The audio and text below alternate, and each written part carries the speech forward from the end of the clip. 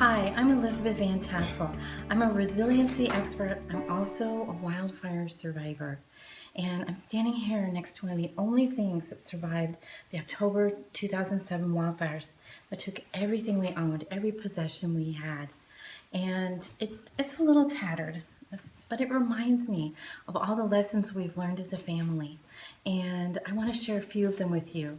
I've been watching the national maps with wildfires spreading across more than 7 states. And I just wanted to offer you some tips in case you're trying to understand how you're going to be prepared. How are you going to get out of town if the worst does happen?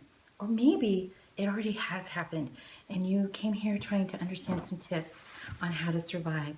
I'm going to do another video with those tips. Right now, maybe you've got smoke swirling around or you're threatened in some other way with waters rising. Let me help you get out the door a little bit better, a little bit more prepared for what might be coming your way.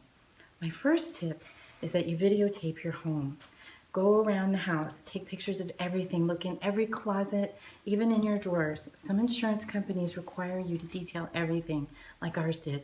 And I just want to encourage you that that record of what the walls look like and everything will be so helpful in those details that are hard to capture after a major loss.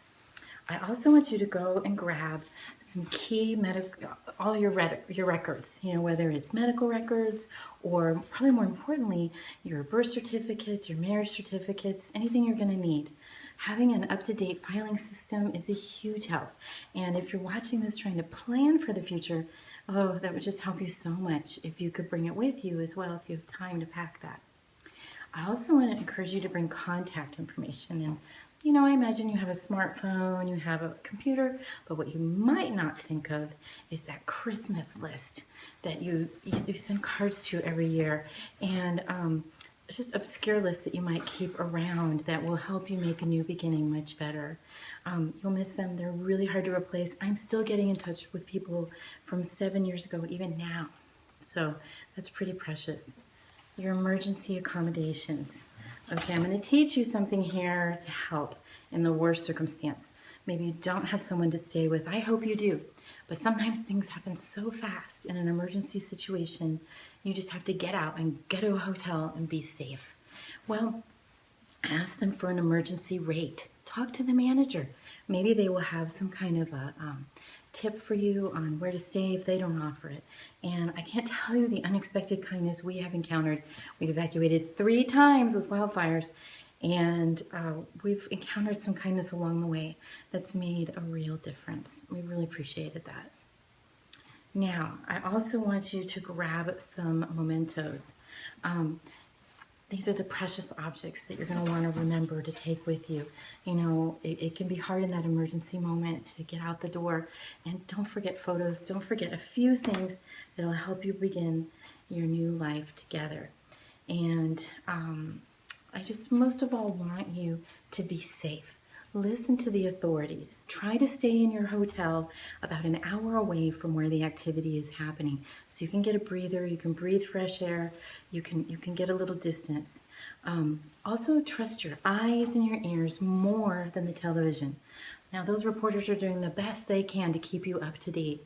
But what you might not know is that Twitter is very up to date. We found even in the last year evacuating. That's been super helpful. The other thing that is very helpful is just going and looking. Trust yourself, because it can take a couple of hours for all that information to come together, especially if there's a crazy weather alongside the emergency itself. And I give you very good wishes for the best moving forward. If the worst does happen, or maybe you've got a friend that's going through this and you're struggling, how can I help? What can I do? Come to elizabethvantassel.com. I have tips there on how to live a resilient life and how to come out of tragedy stronger as a family and ready to take on the challenges that life gives you. If you're curious about our wildfire story, my kids and I this summer spent some time putting together a really warming thank you note to people and to companies that took care of us when things fell apart for our life and we had to rebuild. And it's at makeussmile.com. So come, I hope we give you a smile in your situation. And right now, just be safe and be well, and God bless.